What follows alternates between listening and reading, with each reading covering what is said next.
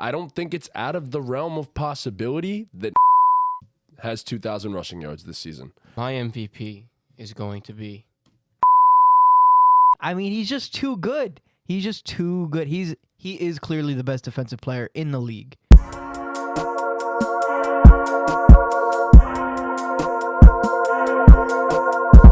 What's up, everybody, and welcome back to the BallGame podcast. I'm the innocent bystander, Matt Sullivan. I'm Dean. I'm Ortiz. I'm Chris. As you can see, Trincali is not here because Sunday reasons. fun day. Reasons. And that means I get his seat. I won't put him on blast, but reasons. No, put him on blast. I guess the award show wasn't important enough for Trincali to be here tonight. So, he needed his sleep. He needed his beauty sleep, But he's getting that rest at clubs, by the way. He's getting all that rest at clubs. I haven't been to the boardwalk. Tonight. That's it's kind of pleasant at a point. Wow. He's a little janky lately. I'm not gonna lie. Wow. Just a little bit. But yeah, nah. We need to stop. This is dead. He's just. I'm done. I'm done with you, Trincali. Fuck you. We're done. But anyways, yeah. So today's the NFL Awards show, as I said before, as the season is coming up in what will be, when you're watching this, just about 3 days. Obviously, Thursday Night Football will be the Lions and the Chiefs. Hopefully, we get another one of those Pat Mahomes, Jared Goff battles from years in the past. Definitely looking forward to that. So, it's pretty sick. A little transition action. Thrive updated their prop board with Thursday night. Ooh, what is it now? So the props are up now for Thursday night. It's gonna be a movie. I'm hyped for BallGame bets. Yo, BallGame Bets is obviously going to be making its return. They got a bunch coming of You different two for week have punishments that you're yet to do, and we have to enforce them, or else we're never going to do punishments in the future either, because then we're just going to be like, look, they never did it, so why would I? Mine's a lot less bad than his, I gotta say, and I just have to do it. But we need to find like a 24-hour waffle place. Bro, I Pancake. gotta sit on a Pancakes? bus and go all the way to Buffalo just to come. Yeah, no, that sucks. You do know wearing a Tim Tebow jersey wasn't part of your punishment, right? Ooh. Ooh. Because that shit's whack. L and Jets he's fan. trash. L Jets fan. Ooh. Do you see you got roasted in the comments section, by the way? For what? I didn't see it. Because he was like, yo, this is like the same kid that was probably gassing up Zach Wilson when he was drafted. I did see that. I'm a Jet fan. Why would I not hype up my own players? Yeah, I mean, I get There's it. gonna be bias here. We're Yeah, fans. bro. Yeah, for sure. Bro, okay. Look at the shit I say about the Giants, bro. After Zach Wilson's first season, there was a little bit of hope. He showed a little, he wasn't good still. He showed a little bit of promise. He could throw the ball deep sometimes. On rare occasion. Rare occasion. It is what it is. And I spent $170 on a jersey. So you Of had course to I be was invested, supportive. yeah. I had to. You know I what the was- next jersey I'm going to get is? What? Travis Hunter, Colorado. Okay, cool. That's my next jersey. By the way, Because I didn't buy this, by the way. who did? My grandma about 13 years ago. Wow. Not 13 years ago. 10 years ago. Whenever Tim Tebow was on the team. 11 years ago? I don't know. Whenever Tim Tebow was on the team. Yeah. Okay. Yeah, that makes sense. I would assume. But yeah, Still fits. before we hop into the NFL season and the awards, I do want to talk a little bit about college football, because college football's first weekend was this past weekend. The main games, I should say. Obviously, I just mentioned the Colorado game as Deion Sanders and his squad stepped into the FBS, and Shedeur Sanders proved that he's a legitimate Heisman candidate.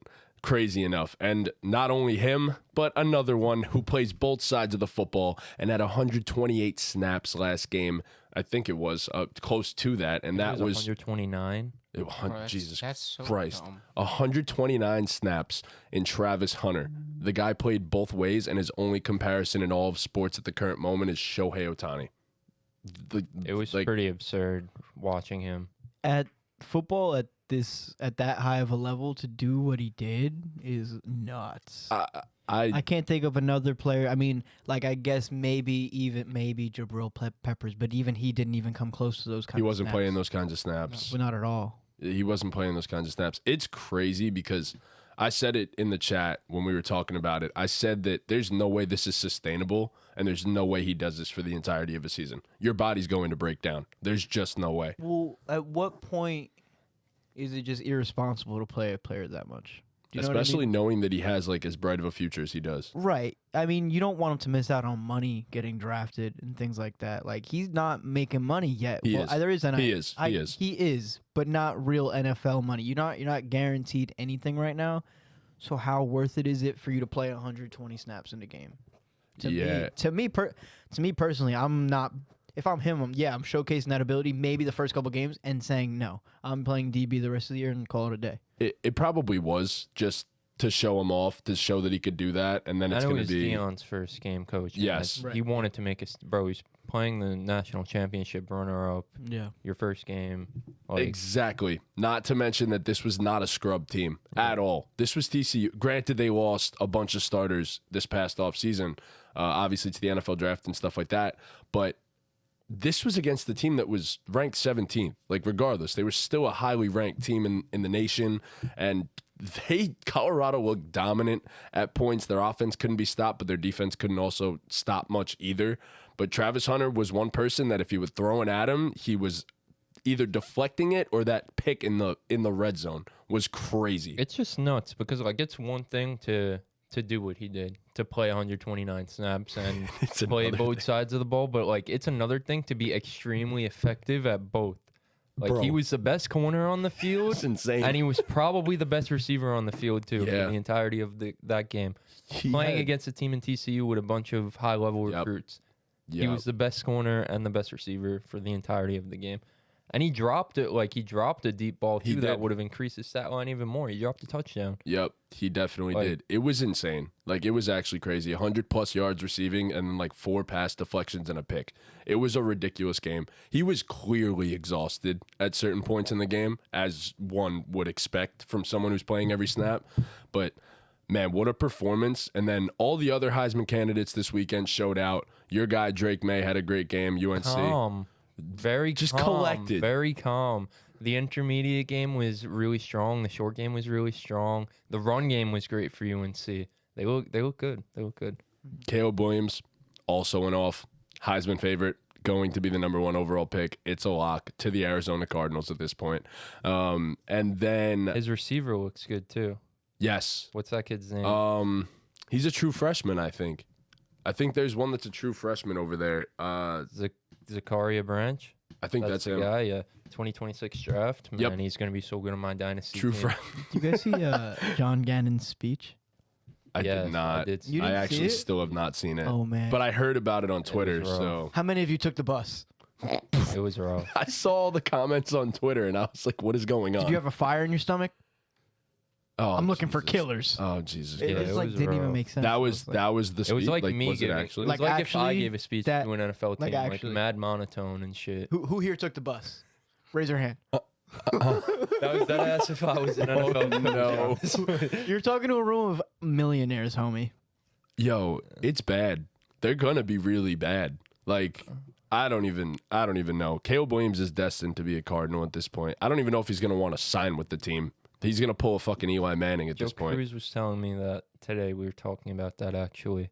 If the Cardinals get the first pick, is there a chance that Caleb Williams stays for his senior year at USC? I said absolutely not.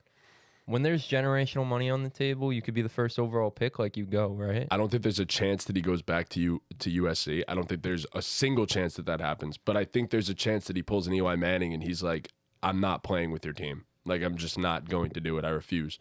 Like, you could draft me, but I just refuse to sign the contract." I don't know what you do at that point, but he'd probably be screwed. Eli got lucky, and obviously the I feel like whole that's Philip just Rivers so thing happened. nuts But I to do that. Like I you're don't getting know, your chance. man. This is your dream to play in the NFL, and now you're gonna say, "Nah, I don't want to play." But- here." Yeah, I mean, I but think it's the Cardinals. Like, they fuck everything up now. So But like, I feel like the that's all-time- super recently. I feel like it is recently. the all-time greats they'll see that as a challenge. Yeah, I guess. Like the Mamba mentality. Yeah, Like, yo, we're gonna build Right, this from the ground Right, up. but that's kind of what you're doing as being picked for number Yeah, one that's overall how it by a goes. quarterback. And granted, you go to they're the also worst team. they also have the Texans pick this offseason for the draft too. Oh, look They could get Marvin Look Harrison at and the Caleb Williams. Jacksonville Jaguars. What a mess of a franchise. And then Trevor Lawrence. Falls in their lap. And now they're a competent team. They're building the right way.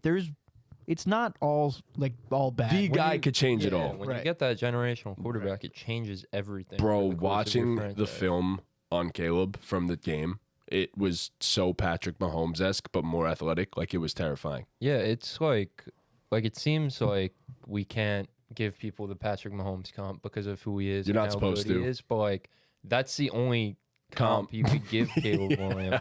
Yeah. It's bad. Like his it, movement and stuff, and the shit he tries, and his overall arm Bro, talent. Like fluidity it's really not in normal. throwing the football, like and he's off faster and balance. more athletic. Yeah, it's really not normal. Like he's gonna be a stud. Yeah. He's pretty. So will Drake. He's pretty bust proof. Yeah, Drake is gonna be a good NFL quarterback. Drake definitely will He's be good as well. He's no He's way not he's Caleb. on the same tier as Caleb No. Williams. He's No, in a he's tier not. by himself, but no, Drake May will be good. He's big as hell. He can move a little bit, and he has great arm talent. Yeah, QB3 is up for grabs in this draft So right now. what teams are in Caleb territory? Cardinals. The Cardinals. I think the Bucks could get to a point where they're like, "Fuck this." I don't think they're trade going to be bad everyone. enough. They could trade Mike Evans very Trade soon. Evans. I could see that happening very soon. Bro, there's no way Mike Evans finishes the season. There's no way Mike Evans gets another contract from the Bucks. By the way, there's no way they pay him. I agree. I agree with you. I don't know. I think there's a world where they do pay him. And maybe then look to trade him, but like in the future, like a year or two from now, after they give him the contract. But he took a pay cut during their Super Bowl run. Yes, he did. Like they kind of owe him in a way. Like obviously nothing's owed and But nothing's guaranteed. He's gonna get money from a team regardless. It doesn't have to Yeah. be the. I wouldn't be Bucks. surprised if the Giants went and got him, to be honest. There's a bunch of teams that I could see doing it. I think I if would they love the Jets if they to do it, don't but- trade him, they're gonna try and re-sign him if that makes sense. They're not gonna just let him walk out the No, door. he's for not nothing. walking. Yeah. No. If you don't get traded, he's getting a contract. And I guarantee you they will do right by Mike Evans Yeah. if they trade him. They will ask him, do you have a spot that you prefer Yeah, to go but- to? But yes, I that's- want to play with Aaron Rodgers. Yeah, but that's definitely a team I think that they could get to a point in the season where they're like, "Fuck this," and they start trading pieces. They won their Super Bowl already. I don't know how to feel about the Bucks. Their the roster's Rams could decent. be that bad. The Raiders, The I Rams think, could be that bad. I think there's a world where the Texans are that bad. No, I agree. I get it. I wouldn't. And then you trade CJ Stroud, obviously. I don't even know what you're doing if you're the But- Texans and you get them. Well, No, you have the to. Texans don't have their pick, so it doesn't matter. Yeah, the Cardinals. the Cardinals their have pick. it. Yep. Wow. Yeah, I just said that before. Yeah, the Cardinals have the Texans My pick anyway. apologies. But So I completely No, forgot there's for a second too. I don't yeah. think it's a foregone conclusion that the Cardinals get the first pick. No, Because I did that schedule predictor today. I had a few teams like Owen for a while. some teams' schedules start Bro. really rough. The Broncos, I couldn't find wins for them. I don't know what I had them finishing when I did it. I forgot. I only sent myself the first 10, It's- but I had them finishing really, really poorly. The Broncos. I think they're a much improved roster. So They do I. have to be. They But- have to be. So bro. do I. I think they're still a third place team in that division, Yeah. personally. Like, I don't know, just doing it like that where you're going through the entire NFL schedule all at once, every single game, week Yeah, to week. it makes and, it a like, lot easier. I wasn't like sitting there doing research and shit like that. Like, I was kind of just like going with my gut Yeah. and shit like that. But like, bro, there's so many good teams in the NFL this year. It's actually No, there are. nuts. There are. It's actually absurd. You how could list many- 10 teams that I would honestly be willing to put into the Super Bowl contention. Like, I there's think. definitely the elite of the elite, but there's teams who, like, if everything clicks for them, they're gonna be so tough. telling y'all, man, we're going to talk about a few of these teams and when we get into awards and stuff like that too, because when we get to Coach of the Year, I'm sure we're going to have all different opinions here, and then that'll help with what teams we look at in terms of how we view them and stuff like that. And then obviously the awards, when we talk about our MVPs, obviously we're going to be assuming a player and a team is going to be in that top tier, that top category. So, you know what? Without further ado, why don't we just get into our awards? I don't want to go on to the MVP just yet. We'll keep you guys waiting just a little bit, and we'll get into the MVP in a few. We'll start off with an award that I'll say is quite obvious, quite clear. We're all going to pick the same guy. Comeback Player of the Year. It's going to go to DeMar Hamlin. Without question, without second guess. The man almost died on a football field and is back on the roster and will likely play a bunch of snaps, which is insane to me. So Yeah, I mean it's unheard of. he doesn't have to play 500 snaps to be the comeback player of the year. He could play a singular one. He doesn't even need to play a snap. Being on the roster by itself is miraculous enough. Damar Hamlin absolutely deserves to be comeback player of the year. There's no other person that I would even consider. Not a thought in my mind. He doesn't need to play football for the Bills this season. Him being named to the roster was enough, in my opinion. That's Yeah. enough. Yeah, Yes. pretty much said everything. He came back to life, bro. Yeah, He I mean, did. He's on an NFL roster again. I just call me crazy. Like, I know he gets the award. I know objectively he does get the award.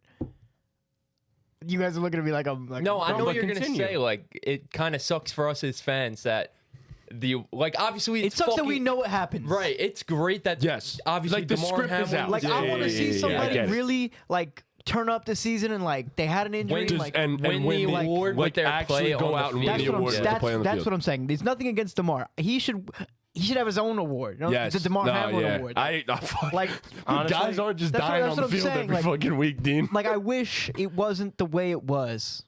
Is what I'm saying. No, I get it. The next award that we'll do, we'll start with the rookies. We'll go with the rookies, and we'll start on the offensive side of the ball. I feel like this is an obvious one too, and I know Chris has picked one guy, and I know I have picked one guy. I don't know who you two picked. I've picked one guy. Okay, well we've all picked one guy. Yeah, technically, I picked the guy. but we picked the guy. Did you pick the guy What? for offensive rookie of the year? I picked my guy. Well, Who's your guy? It's not our guy. it's not our guy. I know who Can't be his our guy guy. is. It's the other. It's the other It's guy. the other guy. All right, Dean. The who do you- obvious Who did you pick for offensive rookie of the year, Dean? Zay Flowers. It's an easy pick. You're right. It is an easy pick, Yeah. and it's not Zay Flowers. It's Well, give your Oh, monologue. Well, I picked Zay Flowers because I think he steps into Baltimore and immediately has an impactful role. I think he's immediately the wide receiver too. He's better than Rashad Bateman. He's better than, I mean, bro.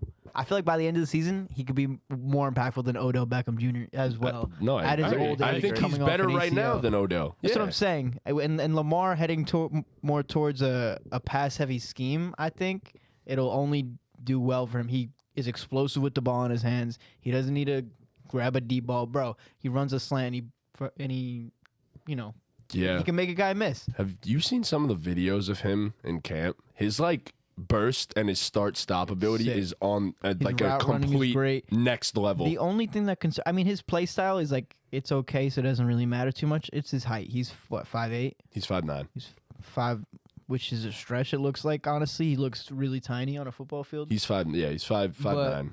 But I think Zay Flowers is going to be really, really good. And I think he walks into the perfect situation. When you're for that good Baltimore. of a route runner and you're that capable of creating separation, Yeah. I don't think 5'9" matters as And I much. think- And he plays bigger. For the Baltimore Ravens, it's perfect for them too. They've been needing a guy like this. They've been lacking real receiver depth. And now they have a couple guys to go to.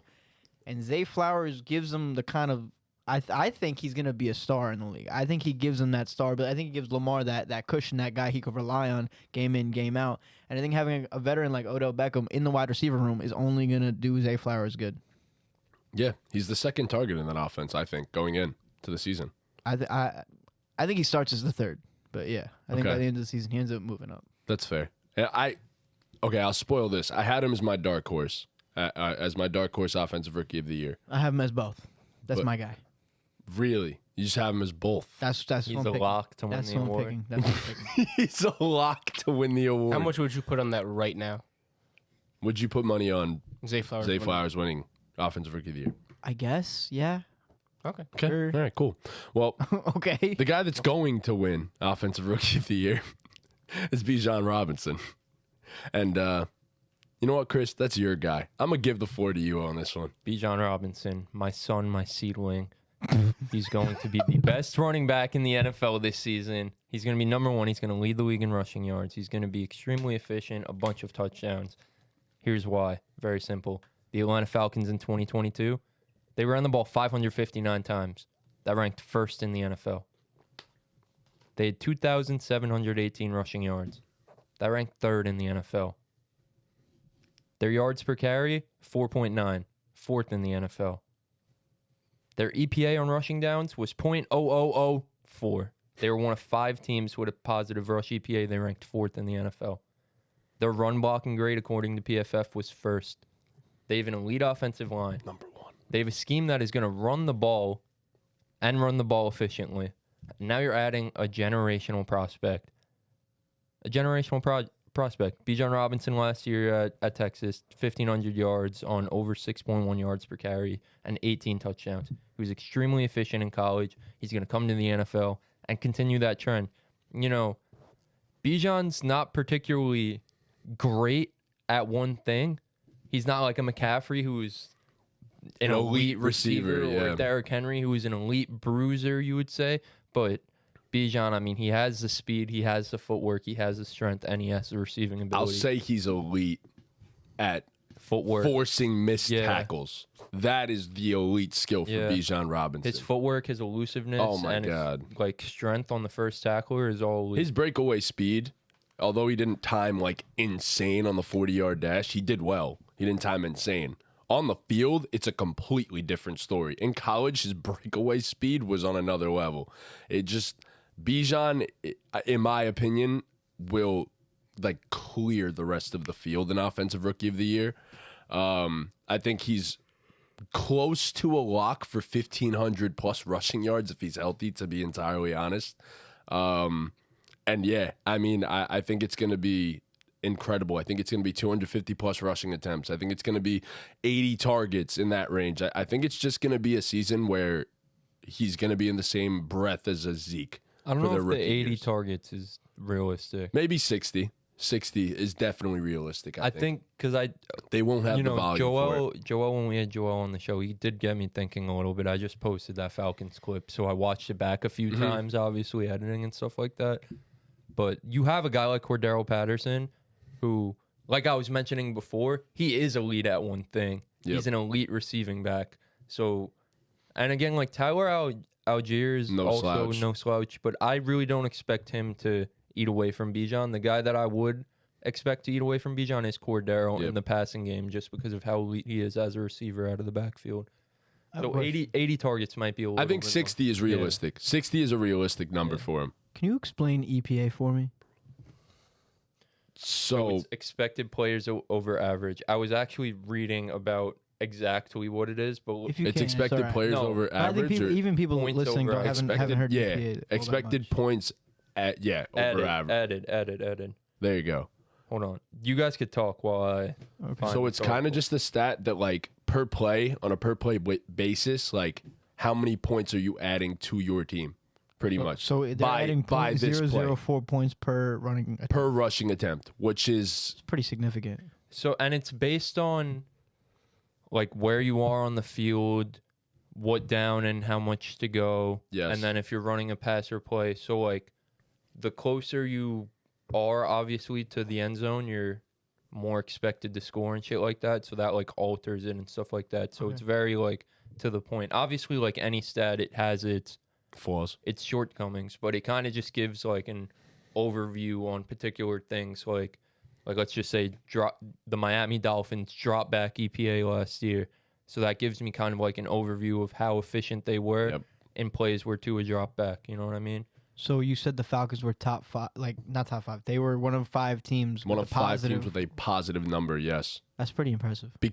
And that's why you see also the NFL shifting more and more to a passing league, because analytics say pretty much that a rush is just not as efficient as a pass, pretty much. But the running game, as you know, is so much more than just the statistical thing, because it's a mental game. It opens up coaches. Everything else. Right. Exactly. Yes, that's the thing. So if you have a strong running game, it closes games out for you far easier. We've seen that with the Buffalo Bills. They've had the inability to close games out. And then obviously, taking away the attention from the pass and stuff like that. So EPA is a little misleading at times if that's the only thing that you look at, but it's definitely a massive stat when you know that there's only 5 teams that have positive plays every time they run the ball. It's a useful stat. Obviously, it's not the gospel, but like any stat. Just like if you were to use a PFF grade. Yeah, it's a good tool. It's a good tool. Yeah, all of these, when you put them together, that's how you create an efficient metric, I guess you could say. So Did you also have Bijan? I did also have Bijan after all that. Okay. Yeah. I would say something about Bijan, but I don't think there's anything left to cover on Bijan. Yeah. I mean, he's one of the best running back prospects we've seen probably since Saquon. He is the best since Saquon, I would say. So yeah, I mean, you step into the best rushing situation in the entire NFL, it's going to be fireworks. Like, it's going to be super fun to watch. So, Do we think he's a better running prospect than Saquon? no, nope, no, sir. Saquon was truly one of a kind. He could have a better NFL career than Saquon. Agreed. If that makes, like they're No, not that's like agreed. they're not far off, but just what they did in college, Saquon was Yeah. different. But that's exactly that's what I'm saying though. Like for example, like you could be the best college prospect ever, but the next best, like the 12th best, can have a better career than you. But like for example, Chase Young, one of the best rush prospects we've ever seen, and unfortunately his entire career has been marred by injuries for the most part. So we've never truly gotten to see what Chase Young was capable of. So that's just like one of those examples where one of the best prospects we've ever seen at that position, and then things just don't exactly work out for you. So, but yeah, So you said you had Zay Flowers as your Zay Flowers was my dark horse MVP for all the reasons that Dean just listed not before. MVP. MVP would be Oh, crazy. did I say You MVP did. as my offensive rookie of the year? That would be some dark horse. That'd be insane. That'd be insane. Who do you have as your dark horse rookie of the year, Ortiz? I actually have a Dalton Kincaid here. Nice. I just think with that Bills offense, he's a super malleable player. He could fit in. He could run the deep routes. He could stay short for Josh Allen as a safety blanket. And he could really improve the red zone offense because Josh Allen, especially in the red zone, he either rushes it or he loves his tight ends. And the two tight end sets that they could run could be really deadly. Yeah. I think he adds a whole new element to the receiving game, which was necessary as well. Yeah. So, yeah, who'd you pick, Chris? My dark horse, it's a homer pick. I went with Josh Downs. I think Josh Downs could honestly have a really super duper productive rookie season.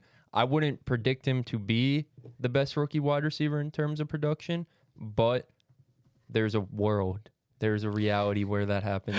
I don't think there's a reality, I think bro. Josh Downs, yes, he's exclusively a slot guy. He's 5'9". He can't really win on the outside, but in any 11 personnel the Colts are on with 3 receivers, he's going to be out there. Yep. He's going to be the slot guy. They don't have depth at the receiver position, and I think he's just a special talent.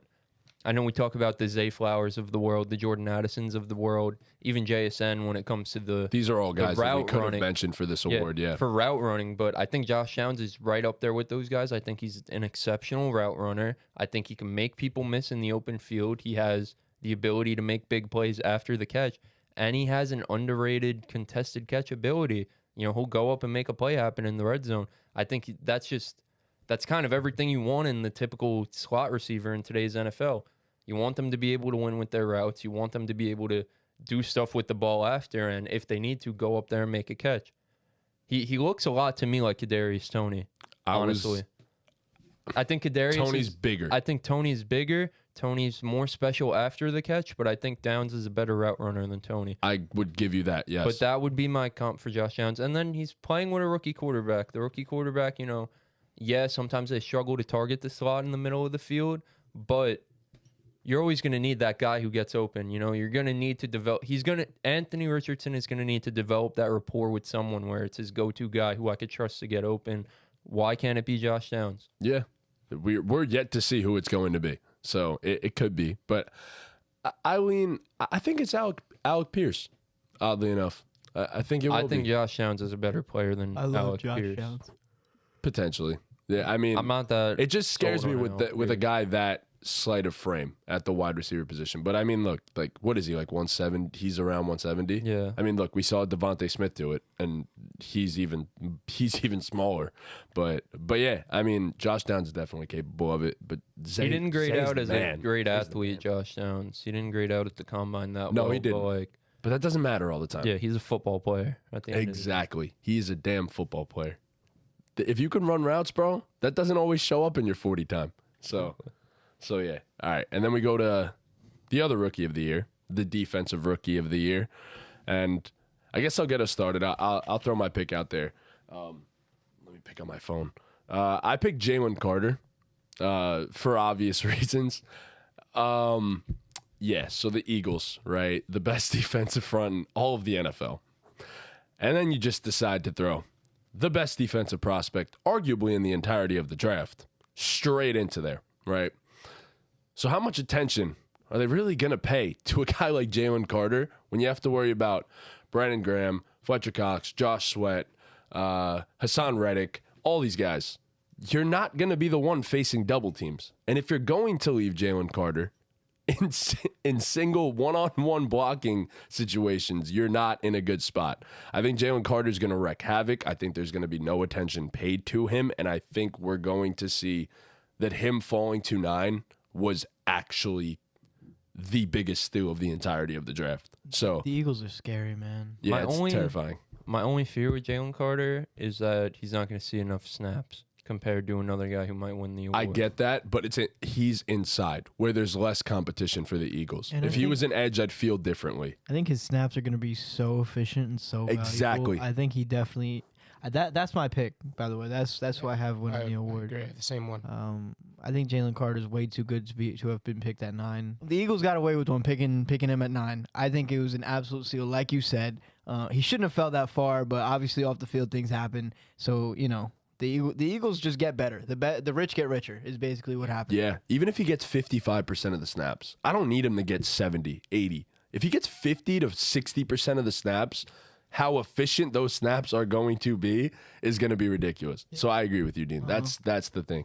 So my pick for Defensive Player of the Year is Will Anderson. I think he was the best defensive prospect in this draft. I think if he went to the draft last year, he would have been the best defensive prospect in the draft. Agreed. I mean, he's one of the more elite edge rusher prospects we've ever seen. He has, the combination that you're looking for. He has the combination of power. He has the combination of speed.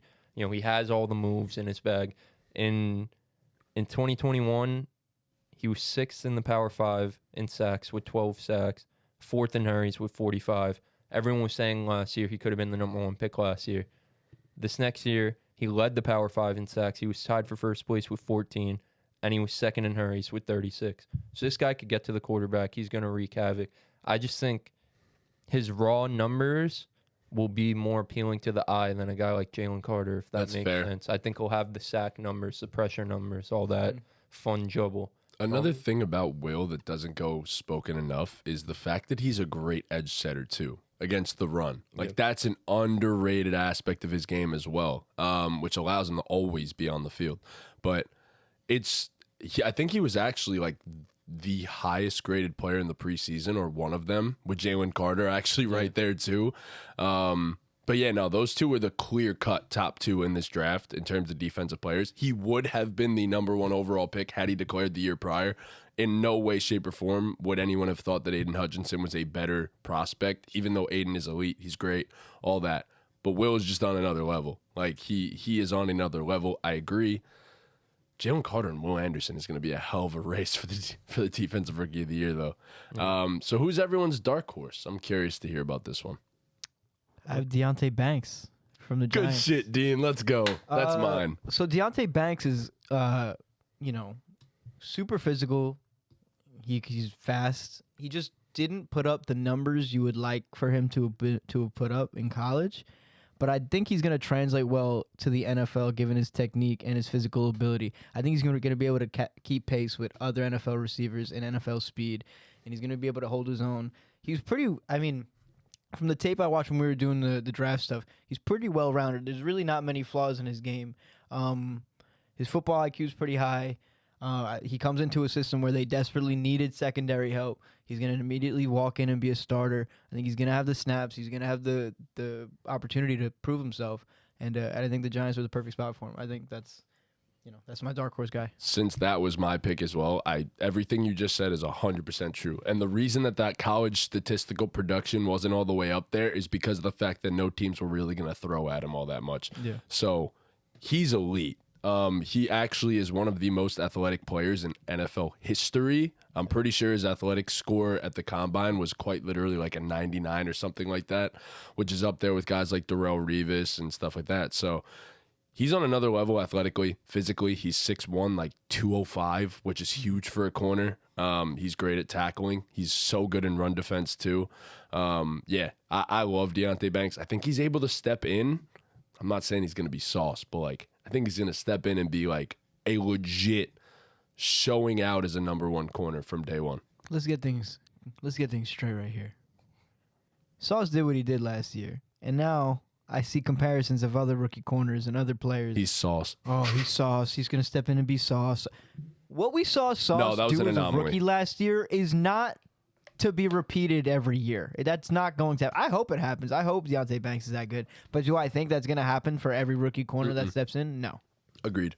I mean, yeah, I wouldn't expect every corner that comes in to be the best corner immediately. Constantly, to be a hold murder. No, not that I'm not that I'm sitting here gatekeeping good corners. Jalen Hyatt cooked him. That's all I'm saying. I'm just saying, like, see what happens when he can't hold. Facts. If only he was a good ball. Sauce clears literally any player in the Dolphins, like all of them. Like all of them. All right. Good thing he's a Falcons fan. Black Friday. I'm a Dolphins fan. Black Friday, what? We're going? We're going to be there. Yeah? In attendance. You'll pull up? I'm going to pull up. He just said it. All right. I'm Yeah. going to pull up. I'll come. I'm in. I think the Jets Giants is like week 7. I think it's like right before or right after. I don't know what the schedule's like. Let's put a wager on that game. On that game? On that game. How much? A jersey. A jersey. Oh. Yeah, if the Dolphins win, you caught me a Tua jersey. And then if the Jets win, you caught me whoever. Garrett. Quinn Garrett Williams. Wilson, Garrett Quinn Wilson's Williams. changing his number. I'm not buying it. True. Quinn Williams. Okay. There it is. You smack your your hand on his computer. Unless Quinn Williams gets hurt, I'm gonna pick somebody else. All right. No, that's fair. Who do you have for your dark horse rookie of the year, Ortiz? I have Emmanuel Forbes Nice. as my dark horse rookie of the year. It's so funny, huh? I just screw the Commanders, man. Hate the team, but yeah, I like that pick. It's a good pick. He's just a elite ball hawk. I think is going into a really good secondary, and from the jump, he's also 6'1", big dude for the corner position. Slight frame, very slight frame, but he plays larger. And go over the receiver and just go get a ball. But that's my pick. So an underrated aspect I'd say about Emmanuel Forbes' situation is the pass rush in front of him too. So I also have playmaker, man. So I also have Emmanuel Forbes. Exactly what you just said. He does have a very questionable frame, suspect frame. So yeah, the physical receivers, they're gonna probably have their way with him, but he's still a kid. Imagine DK. Yeah, he's gonna grow into his body as time goes on. I'm sure he's never gonna be one of the most jacked corners ever, but I'm sure he'll put on weight as his career progresses. But in terms of this year, he's playing with a top 3 to 5 pass rush in the NFL who's going to force quarterbacks to make mistakes. The one thing about Emmanuel Forbes that made him the 16th draft pick, it wasn't his frame, the big concern. It was what he excels at, and he's a great ball hawk. He was 4th in coverage according to PFF in the Power 5 last year. He was tied for 1st in interceptions in the Power 5 with 6. He was 7th in NFL passer rating against at 44.4. So he's an elite ball hawk. He's going to make plays, especially with that front 7 in Washington. He's a baller, yeah. There's a chance he leads all rookies in interceptions. There's a chance he could lead the league. Yeah. Like, honest to God, I hate to say it as a Giant fan, but there's a chance he could lead the league. Yeah. He's never going to be that, true shutdown, lock up your number one receiver type of guy, but, he'll be able to make plays for sure. He's the perfect complement to, like, a guy like Stephon Gilmore in that case. Like, he's the Trayvon Diggs to the future Stephon Gilmore there. But yeah, so that's the rookie pick. So do we want to do are we ready for the award yet, or do we want to stay away from it right now? We could do it. We could jump into it.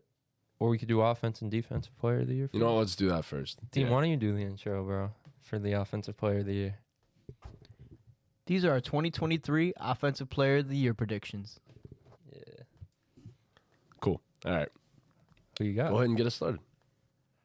So Offensive Player of the Year for both Dark Horse and my pick, I'm picking Lamar Jackson. I love what the Ravens have going on. Brand new offensive coordinator. Lot, like we spoke about before, a lot of weapons for him to work with now. New system. Coming off a fresh new contract. I think it's going to be kind of like a prove it year. Like, I think a lot of people in the league and fans around the league, I think a lot of people look at Lamar Jackson's contract wondering if he really even deserved it, considering he never even got past the divisional round. You know what I mean? Like, for him to be getting that kind of money, a lot of guys have won. And for Lamar coming in this season, I think he's going to prove a lot of people wrong. I think he's going to prove why he deserved the $260 million. Yeah, I think it's going to be a more pass heavy this season than he's ever played in his life, considering he got the new contract as well. Not going to run as much. So yeah, I think there's a lot of reasons Lamar Jackson's going to win that. I circled him. Bro, with a slight low. So, wait, you said you have him for Offensive Player of the Year, and... No, That's just my dark horse. Like he was outside the top 5 in odds. Okay, fair enough. Chris, do you want to give yours? Yeah, my Offensive Player of the Year is Tyreek Hill. Tyreek's coming off the best year of his career. He had 170 targets, 119 receptions, which is a lot compared to what he was doing in KC. 1,700 yards and 7 touchdowns. I think Tyreek Hill could easily eclipse double-digit touchdowns, and he could push 2,000 yards. It's not out of his range of outcomes. 2,000 might be a lot, but 1,900, I think he could. What did Jettis have last year? About 1,900? I think he had 1890. Oh. Yeah, about, it was like 1890. about 1,900. I think Tyreek Hill could easily lead the league in receiving yards, get another 120 receptions. If he breaks those marks, 120-plus receptions, 1,900-plus yards, and 10-plus touchdowns, he probably will win the award. He probably has it on locks. Mm-hmm. I mean, I agree. That's also my pick. And Tyreek Hill seems to somehow get better every year he's in the NFL. It's weird how he does it, but every year he's just like, wow, he does this. Next year he does even better. It's just insane to see what Tyreek Hill could do. His speed is just... Speed kills. He's definitely Next one of my level. favorite NFL players of all time. Like, he's just so fun to watch, bro. He's unbelievable. And then, like, all the memories with him in Madden, how good he is in Madden, like, just gotta Send him on a Tyreek. go route and just throw it to him every single fucking Gotta time. love Tyreek Hill, the football player. It's all you got. The football player. I'm glad you specified that one. Go ahead, Dean. Tyreek Hill. Oh, wait, you already gave yours. That was the first one. Oh, wait, so I'm the final one here. All right, my Offensive Player of the Year. You're a guy that you always draft in fantasy football typically. It's Nick Chubb. That's wild. I've been super high on Nick Chubb this entire offseason. He's my RB2 in fantasy football, if we're going to get into that. He's the most efficient runner in the entirety of the NFL and one of the most efficient runners in NFL history, for that matter. Not only can Nick Chubb just straight up run guys over, he also is one of the highest in missed tackles in the entire NFL. It's on another level when you're almost 6 foot and 235 pounds, and his 40-yard dash when he came out of college was like a 4.5, but we all know Nick Chubb's a hell of a lot faster than that on a football field. Not only that, the Browns' offensive line is one of the better run-blocking units in the league. I believe it is actually 7th in the entirety of the NFL, according to PFF. I don't think it's out of the realm of possibility that Nick Chubb has 2,000 rushing yards this season. And not to mention that, this will be the most targeted he's ever been in his entire career, I assume, because there's no more Kareem Hunt involved. And his backup is Jerome Ford. I'd have to assume that Nick Chubb is going to be more involved in the passing game, will get majority, probably around 85 to 90% of the carries, and with his efficiency, and we've seen that it holds up even with immense amounts of volume, 2,000 is in the cards for Chubb. And if you get 2,000, ain't nobody holding you from the Offensive Player of the Year. Not a single person. So I think 60 targets, I think 2,000 rushing yards are close to it. It's a clear Nick Chubb Offensive Player of the Year in that case. So, all right. Who's our dark horses for Offensive Player of the Year? You said yours was Lamar? Lamar was outside the top 5, so that's my guy. All right. My dark horse is Bijan. I don't really have to say much about Bijan. I said everything already, but I think if Bijan does what I think he's capable of, he could easily be in the running for this award, especially if the Falcons have some team success to back it up. So, Yeah, no, I agree. Who's yours? My dark horse is actually a Cooper Kupp. It all depends on if he was outside the top 5 Because of one reason. because he can't stay healthy. There you go. But when he is healthy, I mean, he is arguably a top 3 receiver in all of football, and that's putting it lightly, honestly. But if he could just stay healthy, we know Matt Stafford hyper targets Cooper Kupp when he's on the field. So Okay. Last season, he was going to break all of his numbers that he set the year prior if he had stayed healthy. That's the pace that he was on. I hope his hamstring stuff comes back. It's not going to be okay. It's just not. I already drafted him in 2 leagues. Yeah, bro. Once you have a hamstring injury going into an NFL season, it twice this offseason. It doesn't get better. It's not. He had a setback he already, even bro. Know what's going on. He's done. So I didn't want to wuss out. I picked a dark horse. I'm picking Garrett Wilson. Okay. I'm picking Garrett Wilson, and I think it's pretty obvious. He was already the best receiver on the team last year. You bring in Aaron Rodgers for, you get rid of Corey Davis. I just think it's so self-explanatory. He's the best receiver on that team with an MVP caliber quarterback. Corey Davis just retired. Who else is he throwing to? I mean, Alan freaking Lazard. Damn right. Why'd you say it like that? Because he sucks and people think he's like solid. No, that's the best value in the 11th. I don't know why people think Alan Lazard's is like good receiver. Because he's not. He's a good blocker as a receiver, but Elite blocker. He's not a good receiver as the receiver name itself is. There's also McCall Hardman and Randall. Like, there's just nobody else to be throwing the ball to other than Garrett Wilson. And I think Garrett Wilson. Jason Brownlee. Garrett Wilson's gonna eclipse 1,500 yards this season. That's not a bold. Putting take. it right there. It's not a bold take. It's a lot of yards. Circle it. Writing it down. I don't think 1,500 is crazy at all. I think honestly he can eclipse that because Rodgers is going to target him a whole lot. Like he is going to target him a whole lot. All right, so I'll close this out with my dark horse offensive player of the year, and I had to pick somebody from my Giants on the offensive side of the football, and it's Saquon Barkley. I think it's, as you said before, Dean, it is self-explanatory. Saquon is pissed off going into a contract year, didn't get paid.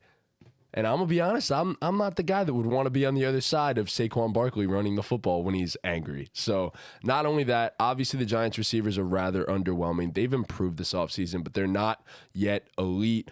Dable's going to use him a bunch in the passing game, I expect. So I'm expecting him to have around 600 receiving yards with a whole bunch of targets.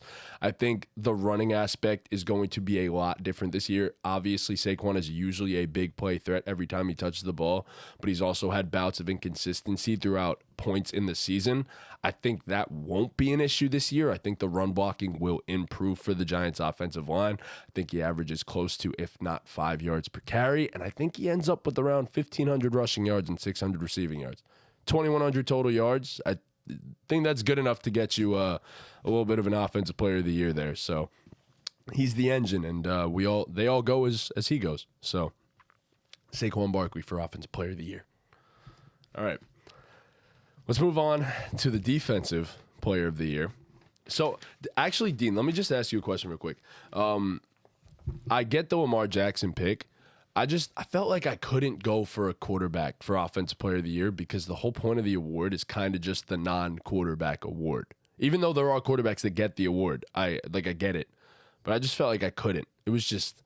Well, the only reason why I did that was because I have a couple guys that I feel like are going to win MVP who are quarterbacks, but I think Lamar's going to have such a great year. I think it would be impossible to not give him an award. Okay. Got it. That's my reason. Yeah, no, that's fair. I didn't want to pick a quarterback either. I just thought it'd be more fun to just do a position player. Yes. But like it happens where quarterback wins MVP and a different quarterback wins Offensive Player of the Year. So Jett has won it this year, right? This past season? yeah. Okay, got it. All right, so Defensive Player of the Year. I have a feeling we might have some overlap on this one as well. So who is everybody's Defensive Player of the Year? So I said my dark horse already. It was Chase Young, who I should, in theory, have to just win the award. But I'm going to give myself an out and put him as the dark horse. I didn't for my award. Because he's a little bit injured going into week 1. He's a little bit banged up. So I'm going to use that as my out. If you guys want to know what I think about Chase Young, check out our Hot Takes video with Joel, our podcast. It's on TikTok. I'm not going to go into it again. My winner, though, is Myles Garrett. And this is who I was talking to you about before, where my reasoning is pretty much just, I think it's his time. I think it's Myles Garrett's time to win the Defensive Player of the Year. You know, he's never had under 10 sacks in his career. He's coming off 2 straight 16-plus sack seasons. I just think it's his time. They traded for Zadarius Smith. They targeted defensive line in the draft, so the defensive line is going to be stronger. Dalvin. So, yeah, they added Dalvin Tomlinson in free agency. So, yeah, I think Myles Garrett's going to have a... We know who Myles Garrett is. Like, I don't really need to say much. Yeah, he's a freak of nature. He's really not normal. No. The blend of 6'4", athleticism and 280, strength, like, it's abs. really not normal. So, yeah, I'm going to go with Myles Garrett. He's a fucking defensive lineman throwing down windmills like they're nothing. Like, he's just on another level. He's an absurd athlete. So I was torn. I kind of had the same idea as you. I wrote down Myles Garrett. That's what I wrote down. There were 2 names for me. But I wussed out at the end, and I ended up picking Micah Parsons. I mean, he's just too good. He's just too good. He is clearly the best defensive player in the league. Clearly, he's versatile. He's disruptive. He's a problem. He's the captain on that team. He's the best player on the best defense in the league. It's pretty simple. So I think Michael Parsons comes in and wins it again. Yeah, I mean, I hate to say it. My pick is Micah. Yeah. Like, I didn't want to pick him because I know he's going to wreck my Giants twice this year, but actually Andrew Thomas will shut his ass down. But, yeah, I mean, Micah Parsons is probably the most special talent on defense in the entirety of the NFL. I mean, Myles Garrett is right up there. There were 2 names that I looked at, and I said, I'm torn between who I'm going to pick, and it was Micah Parsons, and it was Myles Garrett. And I was like, you know what? Micah's been right there. Myles has also been right there. But I was like, I'm going to go with the highest pressure rate. I'm going to go with the most total pressures over the last 2 seasons. And I'm going to go with a guy that has 4.3 speed at an outside linebacker position or an edge rusher position. So I was like, you know what? Micah's a freak of nature also. And I was like, I have to put my pride to the side and pick a Cowboy on this one. So yeah, I was so close to picking Myles Garrett. I was Me too. so I want to so bad. You know so who I bad. really wanted to pick before the whole contract holdout? I was going to pick Chris Jones. I really was. Chris Jones was going to be my pick, but It's a the shame whole that contract he's holdout. not going to play until week 8. Yeah, Whatever. yeah. It's a real shame. The whole situation sucks. Do you think but they're going to trade him? No. They're going to pay him. They're going to give him the money. There's no way, bro. They have to give him the money. I had an argument with a guy on Bleacher Report because he compared this situation to Tyreek and said that if they traded Chris Jones, they'd be perfectly fine because look at what happened with Tyreek. And I was just like, bro, it's just It's not so the same different. situation There's at a all. Mahomes on one That's side of the what ball. I said Right, to right, him. right. Exactly what I said like to him. literally, that is the reason. You could almost replicate whatever you want when Patrick Mahomes is your quarterback. That's what I said. You cannot replace Chris Jones. Just there's nothing. There's actually just nothing to replace. Exactly. That's what I said to him. I said, he's the engine of your defense. He is the Mahomes of your The defense. fact that he's even gotten this far, that the Chiefs haven't paid him or resolved this issue, is crazy. Wild to When me. you're coming off a super, like, bro, get it figured out. Like, are you trying to win Super Bowls? Or are you trying to sit back and let and what were you gonna trade him? You're gonna trade?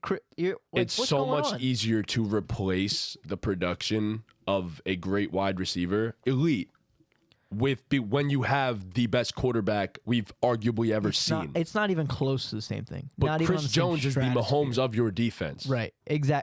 Right. That's a great point. That's not. He's not the Tyreek Hill. He's the Mahomes. He's not the Tyreek. He is the engine. Yeah. You go as Chris Jones goes. In the playoffs, he wrecked games. He's the reason that your defense has been competent in the playoffs for the last few years. Steve Spagnuolo is great play caller, but Chris Jones is the engine. You got to pay that man. So I thought that, honestly, after the Super Bowl year, I thought all eyes would be on Chris Jones. He'd get paid, and everyone would see how dominant he is. He'd win the Defensive Player of the Year, all that stuff.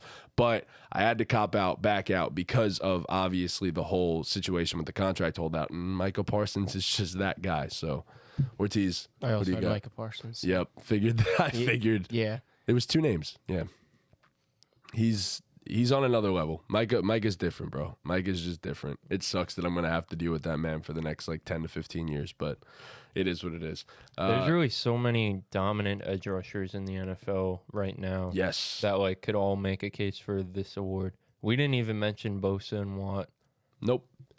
It's pretty nuts. And you know, it's crazy because you can name both the Bosas. You could say both the Bosas. And then it's on another level. Like another guy that I wanted to mention, and I don't know, did I pick him as my dark horse? I did not. I actually picked one of your guys as a dark horse. Another guy that I want to mention, Brian Burns. Brian Burns is a guy that doesn't get enough credit for how damn good he is at the edge rusher position. I didn't even pick him, but I just wanted him to be a guy out He's there. another guy who's not getting his money. Yeah, Makes yeah, sense. he's holding out at the moment, I think, as well. Aaron Rodgers actually spoke to him on Hard Knocks. I saw there was a point where he said to like Burns, he's like, "Yo, I hope you get your money." He's like, "You deserve it." So Brian Burns is a baller too. So who's everyone's dark horses? You obviously said yours. I have Matthew Chico. Judon. Judon was really, really good last year. He's super disruptive. He got 15.5 stacks. He was 4th in the league in what was that I just read?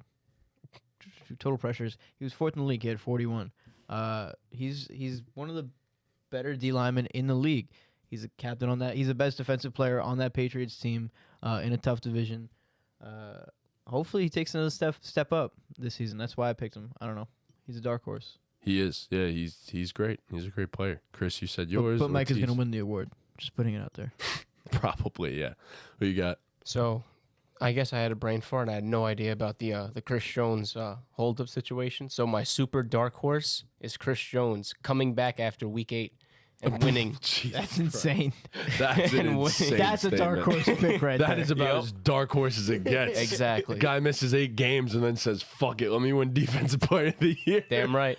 You'd have to average 2 sacks per game. And he's going to have forward. 3. All right. Yeah, He's that's going to right. have 3 for the season at this point. All right. My dark horse. Shout out to your Jets, Dean. Quinnen Williams. It is Quinnen Williams. Quinnen Williams is my dark horse Defensive Player of the Year. I had to show some love to a Jet. This is going to be another potential top 5 unit, if not top 3 unit, if not top 1 unit in all of football on the defensive side of the ball. He's a game wrecker from the interior. He was one of the top 15 players in the entire league, I believe it was, in pressure rate. He was top 7 amongst interior defensive linemen in pressure rate. He's an elite run defender. He's only improving. He looks even more motivated after getting paid, by the way. And he has national attention now from Hard Knocks, which matters. I think once you have the narrative in your favor, I think that also matters big time. And he has eyes on him this year. So I think Quinnen Williams might shock some people. You guys watched last week's episode? I did. Ski. That's a horrible song, by the way. Bro, It's atrocious. I was bumping it I on don't the way want to here. hear, bro. Stop. Ski. God, it's such a bad song. Ortiz, I know you like that song. I didn't watch Hard Knocks yet. They You were don't know, moving. you don't know the song? No, I'm gonna It's wait. like I'm gonna pretty wait till they're popular. all out. It's not about Hard Knocks. No, it's just the the song. Yeah, it's just the song. Oh. Ski. It's called Ski. It's by, literally just what's ski. her name? Sexy Red? I don't know, but it's bad. think her- Don't I think- listen I to think- it. If you haven't already, don't listen to it. I've definitely listen to heard it. It's so Ski, it sounds fucking familiar. bad. Her name's They were moving mad zesty on her that name's fucking Sexy show. Red with 2 Y's. I know. She's from New York. Mhm. Anyway, They were moving crazy when they were dancing guess to that shout out song, by Sexy the way. Red. Garrett Wilson especially was moving wild when they were playing that song. bro, it's a good song. It's not. It's horrible, bro. Please stop. It's your Jets national anthem. I this- like this so season. unironically was bumping that on the way Yeah, here. it's horrible. That's Like, horrible. so Not as a serious. meme, like you were actually I was like enjoying vibing, it, bro. Yeah, you're Windows okay. down, That's atrocious. speeding dude. on the Garden State. Like I'm actually, I'm actually disappointed in you. That's horrible. All right. Who do we have winning the 2023 Coach of the Year? I guess I'll get it started. Brian Daboll. No, actually, he just won it, so he's not going to win it again. I took Mike Tomlin. I've come around on the Pittsburgh Steelers recently to the point where I think they're like a dark horse Super Bowl contender now. If I'm being entirely honest, as crazy as that hype sounds. Dark horse Super Bowl contender is a little bit nuts. I don't think it's as crazy as it sounds. I've honestly just been trying to find a potential hole, and I just can't do it. And people are going to say Kenny Pickett, but I don't think he is a hole. I think also when you have a coach as great as Mike Tomlin is, and crazy enough, Mike Tomlin has never won a coach of the year in his career. Never once won a coach of the year in his career. So I think he continues the above 500 record. And then I think not only that, they prove to be far better than people originally expected them to be, and that seems to be the criteria to win Coach of the Year. So, Pittsburgh Steelers, Mike Tomlin. Who else wants to chime in? My Coach of the Year is actually Sean Payton. I have Sean Payton winning the award. I think the biggest issue with the Denver Broncos was they had no idea what the fuck they were doing when it came to playing football. It's a pretty big issue. I think Sean Payton comes in and brings that stability to kind of guide them in the right way. We've seen how good of a coach Sean Payton could be. And with this doesn't... wait, hold on. My words aren't jubbling. My words are jubbling. Wait, what? My words are jubbling. Words aren't jubbling. Excuse me. What? But the addition of Joe Lombardi, too, as the new OC, I think Russell Wilson's going to actually play like a quarterback with a very good offense with Sean Payton Sean Payton at the helm. Yeah. Nice. Chris? My Coach of the Year is my guy, my brother, and Mike McDaniel. I think the Dolphins are going to be a great team. More Dolphins content. Love it. I think the Dolphins are going to be a great team. I think Mike McDaniel in his second year there in Miami, I think the players are going to understand his system more. The offense was great last year. I expect it to take another jump, arguably the best offense in the NFL this year. And then the defense is obviously going to take a jump with Vic Fangio there, with Bradley Chubb there for a full season, with the addition of David Long, and then you get Jalen Ramsey back halfway through the season. So the defense is objectively going to be better this season. How much better, that's still yet to be seen, but it's going to be better this season. And the offense, we know it's going to be elite. If the offense takes that jump into, top 3, top 5 category, top 1, then I think he could make a big case for Coach of the Year. Okay, go ahead, Dean. All right. Not to be that guy. I'm picking Bob Saleh. The culture change that happened with the New York Jets was so significant in the last 3 years that it caused a it was 4-time MVP Aaron Rodgers to want to play for the New York Jets. That doesn't happen with the coach that's not trying to do great things. That's changing cultures. All gas, no brake. You watch. Okay, but on some serious stuff, I know that other coaches probably do similar and do the same thing, but it was highlighted on Hard Knocks just so recent. That's why I'm bringing it up.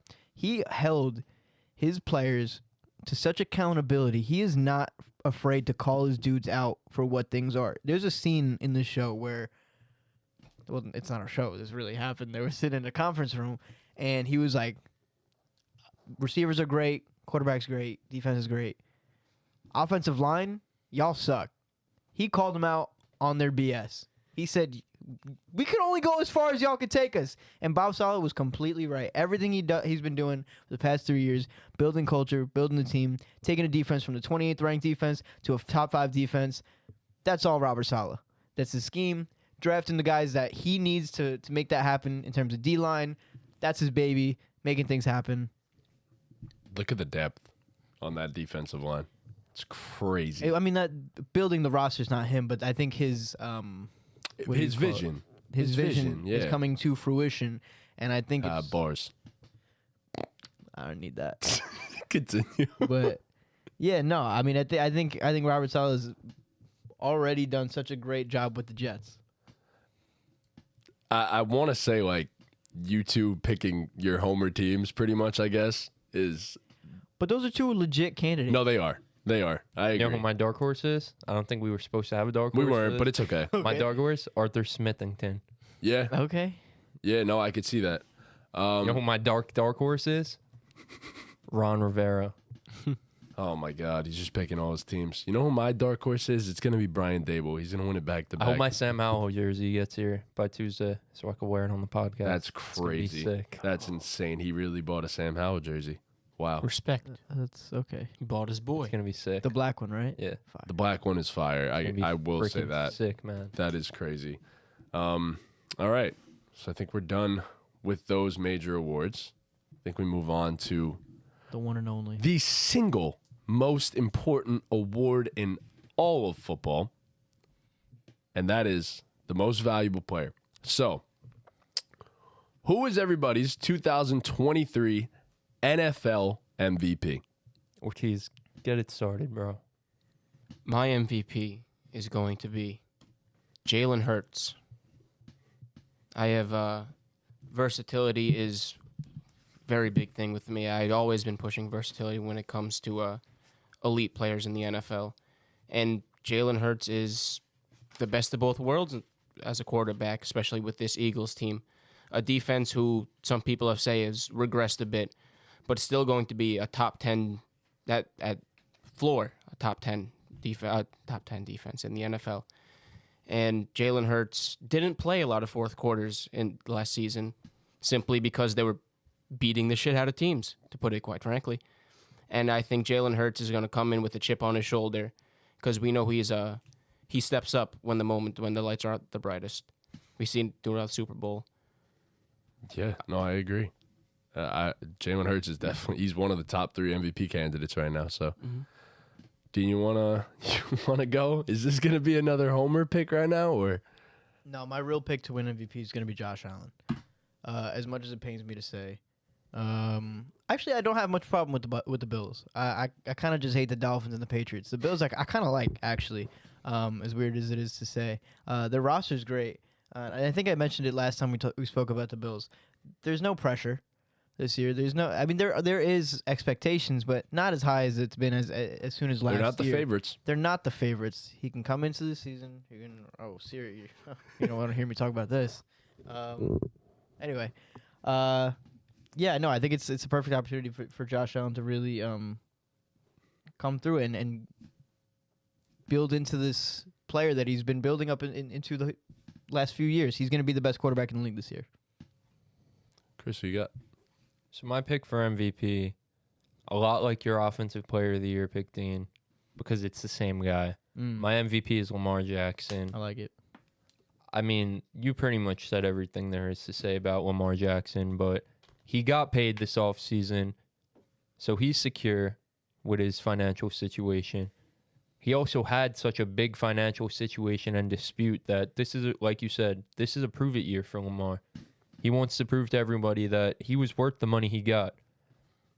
Also, like you said, Dean, the weapons are improved and arguably the best of Lamar's career. You draft a guy like Zay Flowers. You bring in a veteran like Odell Beckham. You have a healthy Rashad Bateman. You have a healthy Mark Andrews.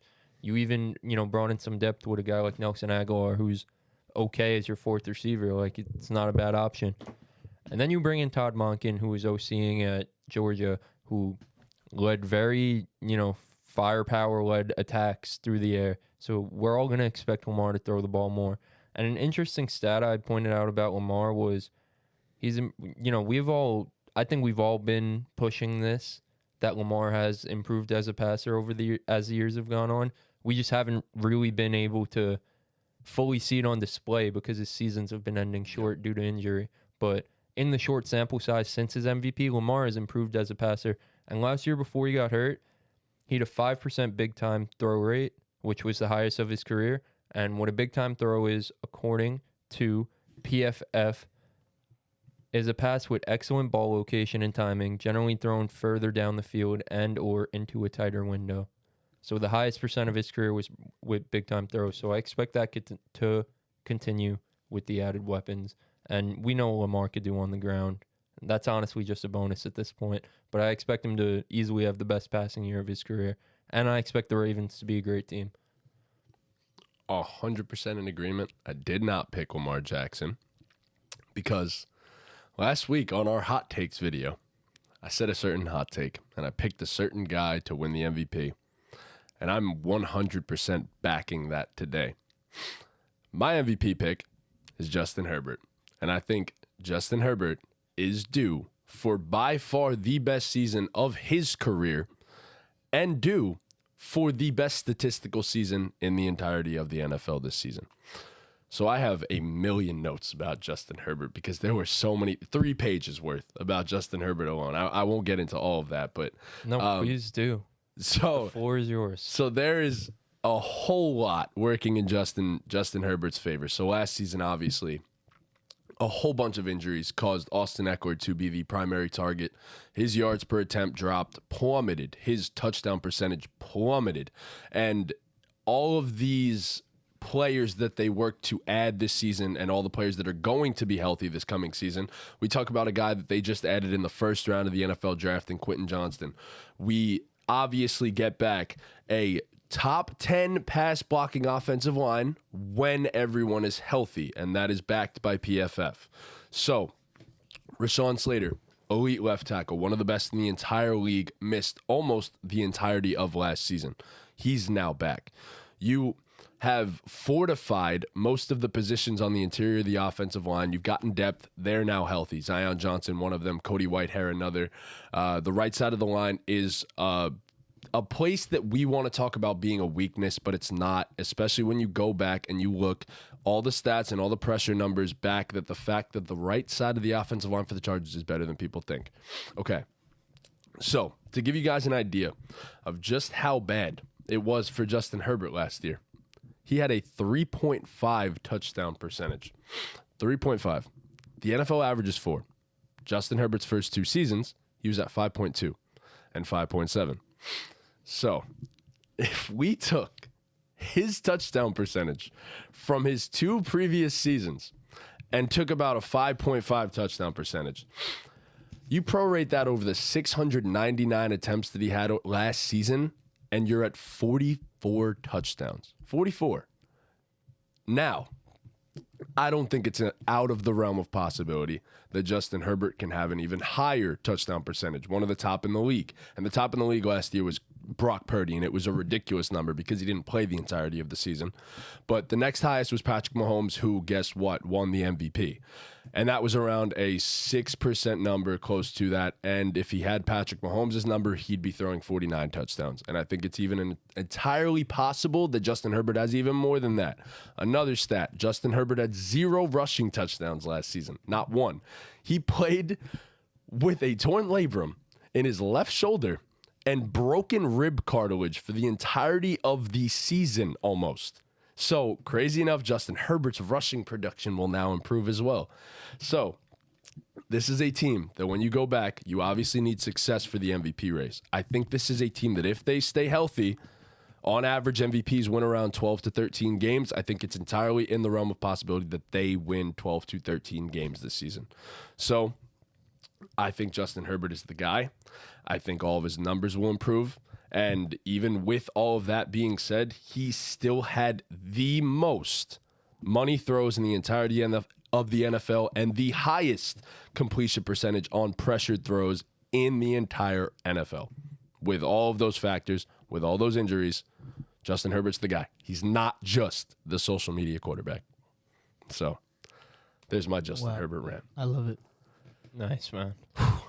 That was a lot of breathing. All right, Ortiz, who do you have as your dark horse? Sorry about that, guys. That was long. My dark horse is Damn, I feel like we should have done our dark horses first for this. Yeah, because it's just not going to hit the same, though. Yeah. But it's okay. It's all right. Oh, my dark horse is Tua Tagovailoa. Very interesting name. That I was looking through the odds. Did you just say that? Tua Tagovailoa. Say tongue? Tagovailoa. Yeah, it's actually how it's pronounced, I'm pretty sure. It's not Tagovailoa? It's like Tagovailoa. It's Tagovailoa. Mm. So No, I was just wondering. I mean, I Keep personally going. don't Yeah, know. that's It's just fine. how Not I always said important. it. Yeah. He could be the leader in the most explosive offense we could have ever seen with speed like Jalen Waddle and Tyreek Hill. It's just simply put, all things pointing the right way with his health and everything, obviously. Because when he plays, he's a floor top 8 QB in the NFL, I'd say. When 100% healthy with his receivers, with his running backs healthy. I just think the Dolphins could be really good, and they could be a really scary team to face in playoffs. He's definitely the dark horse. Definitely One of them. Yeah. One of them. Dean, who you got? It's going to be the homer, ain't it? This is the homer pick. I also have Tua Tagovailoa. Oh. Yeah. Wow. Tua's my guy. Like I said, second year in that Mike McDaniel system, you expect it to simplify for him a little bit. The offense was elite last year. He was second in the NFL in EPA per play last year. He was third in air yards on a filter of quarterbacks who I'm pretty sure played over 250 snaps, third in air yards per pass attempt, and he was behind Mitchell Trubisky and Marcus Mariota. So he was essentially first. Essentially first. So, you know, the knock on Tua is he didn't throw it deep. I saw a guy throwing it deep for the majority of last season often. Before the, you know, injury stuff. And obviously you want to discredit Tua because of the weapons he has. He can't change the weapons he has. Any quarterback who has those guys is going to throw them the ball, whether it's behind the line of scrimmage, whether They're going to do it well. Yeah. So he takes advantage of what he has, as he should. As he should. As the offense should be designed for him to do. Agreed. With any offense who has receivers. And he's accurate. Like He's accurate, which you need to be. So right, and I think a big thing for the Dolphins this year is having a guy like Braxton Berrios, honestly, as your third receiver. Having Braxton Berrios and having Robbie Anderson, because what the Dolphins... Chosen. Robbie Anderson, didn't he get cut? He did. I think he did get From the cut, Dolphins? actually. He got I think cut. he Like did actually today? get cut. Nah, like Like a few days ago. Yeah, 2 days ago, No. I think. Chosen Yeah. got cut. Yeah. Got No cut. way. Chosen got cut, bro. Damn, I must have missed that. But anyway, Braxton Berrios in there to kind of be the third receiver. Braxton Berrios is a true slot guy. He's nothing special, but he's a guy who could at least, you know, win in the middle of the field. And that's what the Dolphins kind of struggled with last year when obviously Hill and Waddle could line up in the slot. But when they were lining up wide and teams were playing man coverage and pressing them, they kind of struggled because Tua likes to throw it in the middle of the field. So you need a third guy to be able to win in the middle of the field. So I think Braxton Berrios will be a key component to this offense, which will only help Tua. He's a good player. Mike Gesicki would have been perfect if only they had used them. But go ahead, Dean. So I had this as my hot take for one of my hot takes. I have Aaron Rodgers as my dark horse guy, and I don't think it's that crazy. I had it as a hot take, but I really shouldn't have even put it as a hot take. It's not that hot. So my big reasoning for that, bless you. My big reasoning for that was, I know we saw a bit of a decline from Aaron Rodgers last year, but I think that had more to do with the system and the weapons around him, and he wasn't motivated. I think everything that happened last season were a bunch of things that went wrong for him. I think coming back into a Nathaniel Hackett system that he knows, that he was successful in, One MVP twice. His last 2 seasons with Nathaniel Hackett, he threw for over 4,000 yards, 48 touchdowns, 37 touchdowns, 5 picks, 4 picks in those seasons respectively. So I think he comes into this season gaining back a true number 1 receiver, because his number 1 receiver last year was Alan Lazard going Christian in. Watson. Yeah. Christian Watson didn't really show up till like weeks 5, 6. like week 5, halfway 6, yeah. through the season. So Aaron Rodgers didn't, and he was a rookie. You know what I mean? He didn't have much to work with in Green Bay, but coming in with the Jets, you get Garrett Wilson, you get your number 1 guy. You have those schemes that you had set up for Devontae Adams, and you can apply them to Garrett Wilson. You can apply them to the New York Jets, and I think that energy and motivation have a lot to do with what's going to happen with Aaron Rodgers and the Jets this season. I think that you see a revitalized person. I really do think that. I think the attitude of Aaron Rodgers has completely changed. The narrative of who he is on and off the field has completely changed. Everyone saw him as not that much of a team guy, wasn't showing up to OTAs, wasn't playing preseason games. Now he's completely down to be doing all that with the team, doing this, doing that, talking to reporters, being friendly. Things that we hadn't seen from Aaron Rodgers since in the last 10 years. So I think that has a lot to do with his success. That's going to happen this season. I think Aaron Rodgers will be successful this season with the Jets. How many passing touchdowns do you think, bro? I'm going to put you on the spot. He's going over 32. Okay. 32. I think that's a really fair number. He hit 26 last year. He also had 12 picks. I think he's keeping it under 10 picks this year. Okay. Got it. All right, my dark horse MVP. Going to be a little outlandish. I kind of made a checklist for MVP so that like I can make sure when I went through these guys that I looked at the last 10 years and I was like, all right, what do all these MVPs have in common? So you have to have a massive statistical season. That's obvious. We all know that. You need to have a narrative-based MVP. So going into the season, there needs to be some buzz around your name, Like obviously. Tua. Like Tua, yeah. So you have to have a narrative-based season as well. That matters. After that, you need a divisional win. All 10 of the last 10 MVPs have all won their division, obviously. Like and then at Tua. bare minimum, you need to win 12 games. Bare minimum, 12 games. That's what every MVP has had. Every MVP over the last 10 seasons, yes, have had 12 wins pretty much, except for I think one of them who went 11-5. So I could have picked Trevor Lawrence. That was a guy that I've been, gassing up forever.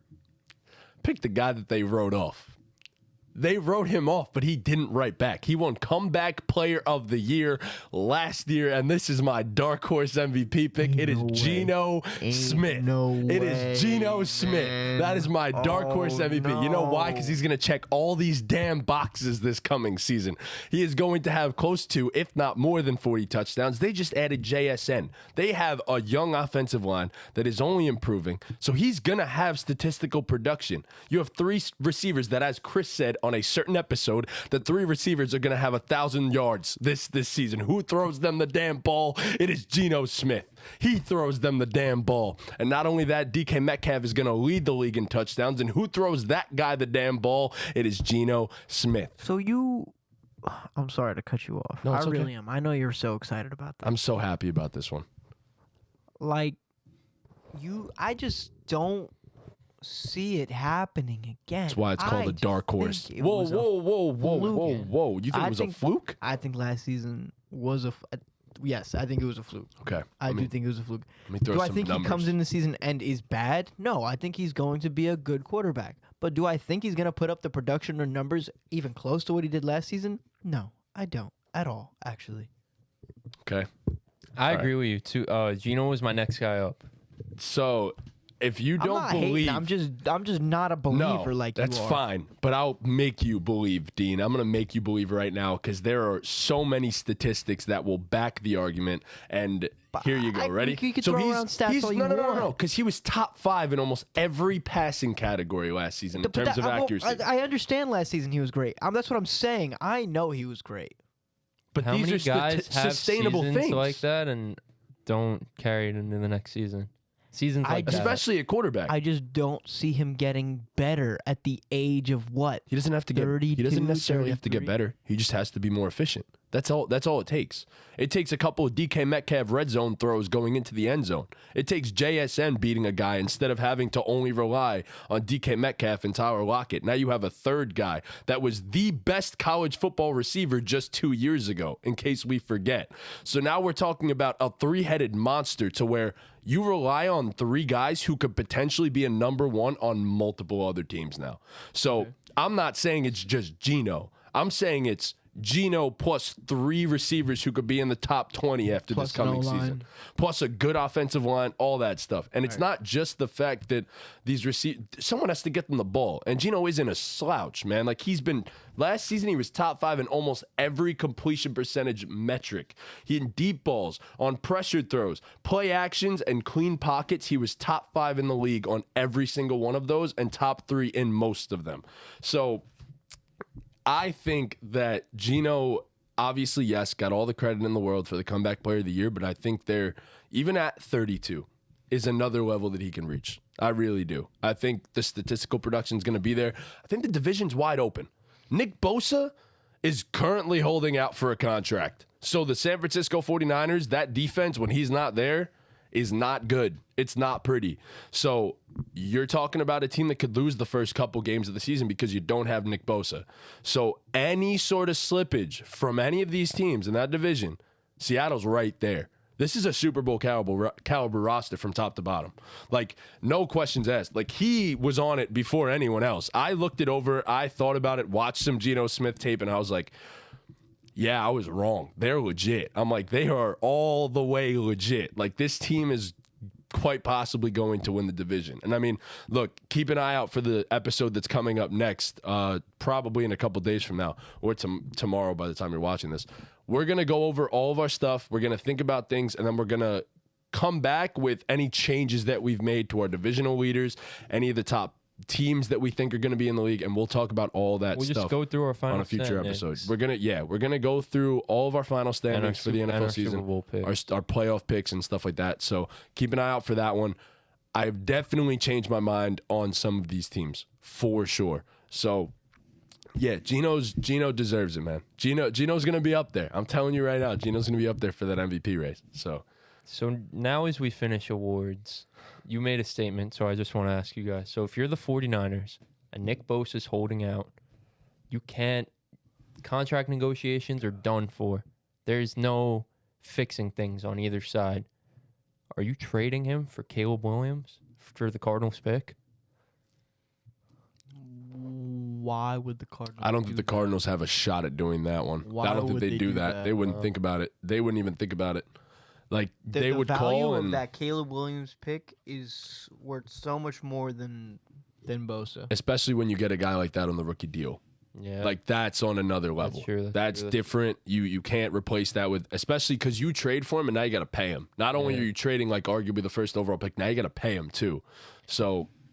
Who's even worth Caleb? What does Kyler get? That's the real question here. That's the question that people need to be asking. Where's Kyler Murray going to end up if this is the case? If Arizona gets that pick, and they have a really damn good chance of getting it. If they get that pick, Kyler's way gone. Yeah, yes. Kyler's but where? Tampa Bay? I don't know. He's got a big contract. Like, it's just, I don't know. It I don't know. depends how the season goes, and there will be a team that's looked at in a position as a quarterback away and has the assets to trade for Kyler Murray. The New England Patriots. Yeah, potentially. There's some teams. The San Francisco 49ers. There's always teams. There's always going to be the teams. Saints the Saints were that team this year. Yes, and Derek Carr ended up there. The Seahawks. The Jets were that team. Hey, look, if Sam Howell don't work out, the Washington Commanders right there. No, we're not trading for Kyler. I'm just saying, if he don't work out, we know what Kyler is. The Titans, maybe. Definitely I don't know. The Titans are a candidate. So yeah, there's the Falcons. The Rams. The Falcons are an intriguing one right there too. But yeah, there will always be teams for quarterbacks. So, Dallas anyways, Cowboys. that was our awards. No, yeah, that was our awards. So, all right, we're not doing all like 5. No, I'm just gonna do one. You do one, and you do one. I don't know if you have a TikTok. You don't know. Oh, okay. Right, then so we'll do one each. Yeah. No, we'll do 4 of them. We'll do them quick. These are quick. Guess the NFL team based on their starting offenses, Madden 24 ratings. So, starting offense. Starting offense. Madden 24. Madden NFL 24. Ratings. cool for the offense. All right. Said that already. Just making sure. The starting quarterbacks is 76. The running backs is 77. The wide receiver 1 is an 86. Wide receiver 2, 81. And tight end, 79. Oh, can you run that back for me? Yeah. 76, 77, 86, 81. And tight end was 79. There we go. Oh, my God. 76 quarterback, 77 running back. You got to have a really bad running back. What teams have bad running backs? It's not the Cardinals. Ooh. No. Is this the Bears? This is the Bears. Nice, man. Good fucking Let's go. call, man. That was a good call. All right. The second team I have.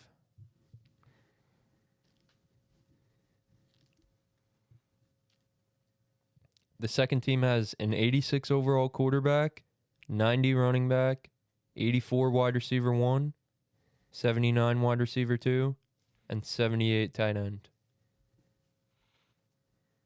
Say that one more time. Oh, man. 86, 90, 84, 79, 78. 84 wide receiver 1. There's no way. Jets? That's exactly the team I was going to guess. It is indeed the Jets. Wow. Nice. I just thought Garrett Wilson was. The Jets? Yeah, it was the Jets. Sick. Should I say the Bears better now? If you want. The Bears. Yours was good before. arguably Yours was worse. better before. Nice. I was gonna pick. I just thought that Garrett Wilson was like severely underrated. That was the only thing I was thinking about. But- He is underrated. But yeah, 84? 84 is crazy low for what he was dealing with last year. Bro, Dalvin's a 90, right? That's Is that what that insane is? too.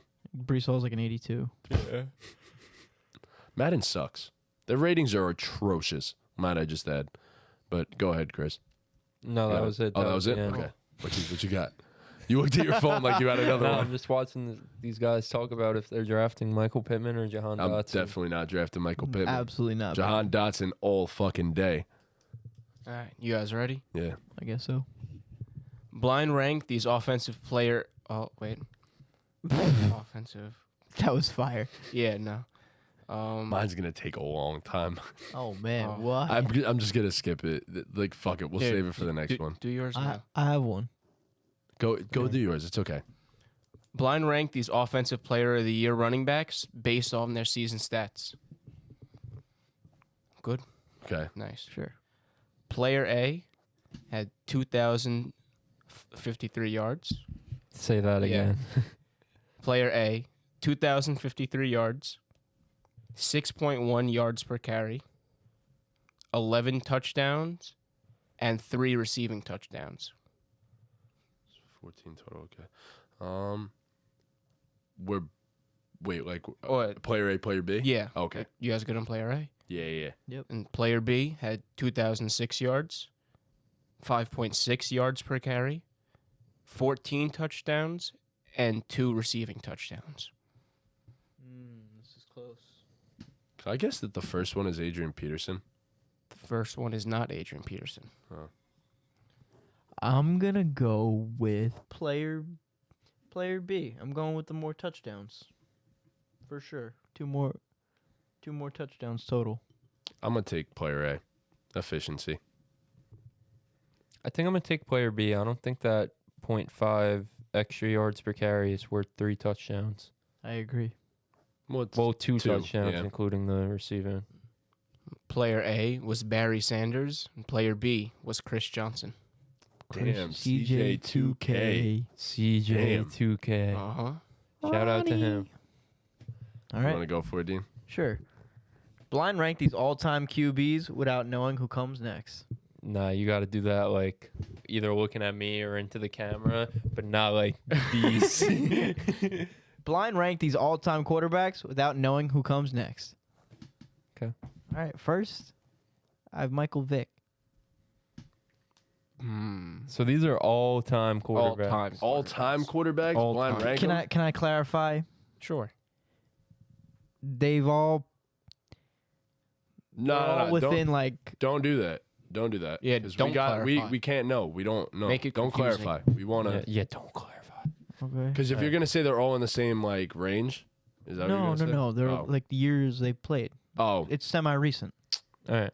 all right. So I Not- think he's going to give us good quarterbacks. I don't would think he's going to agree. give us bums. So I think I feel like he's gonna throw one that's worse than Mike Vick out there. So I would put him at 4. 4 is a Four? great Nice. spot for him. Nice. Yeah, I think 4 is perfect for Michael Vick.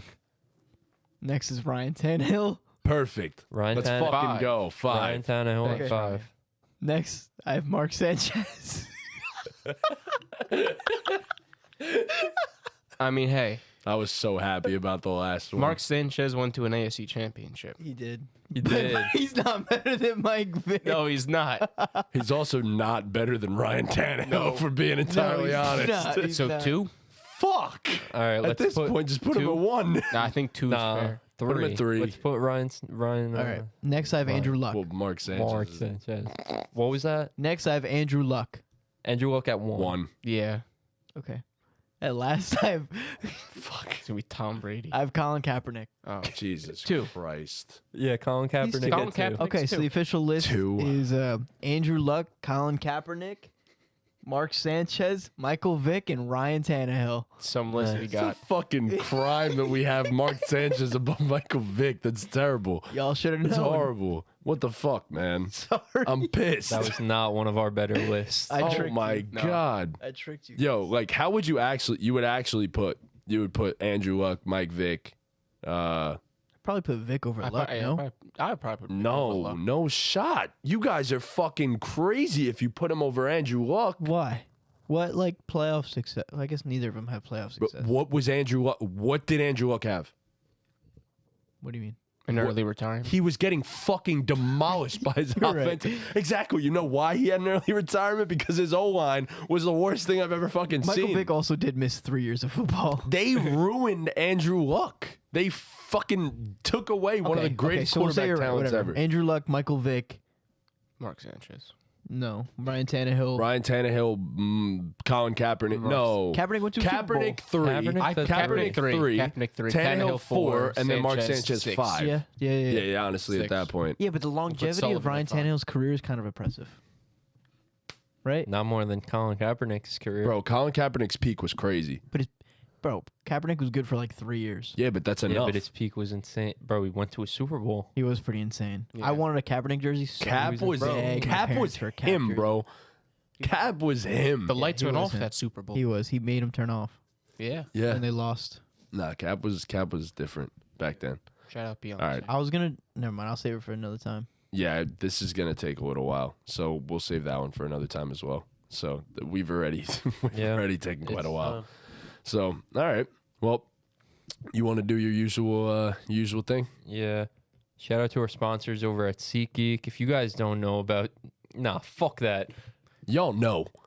Thank you to our sponsors over at SeatGeek. If you guys don't know about SeatGeek, SeatGeek is the best ticketing app on the market. They grade their deals on a scale of 1 to 10. They also rank them by color. The green deals are a good deal. The red deals, stay away from those.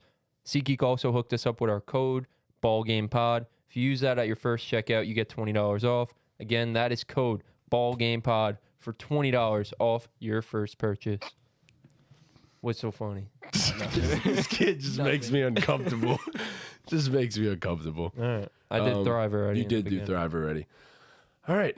Well, thank you guys so much for watching. Please be sure to leave a like, subscribe, hit that notification bell, all those good things. Watch the recent videos that have been blowing up lately. So shout out to all the people that have been showing love. We really do appreciate it.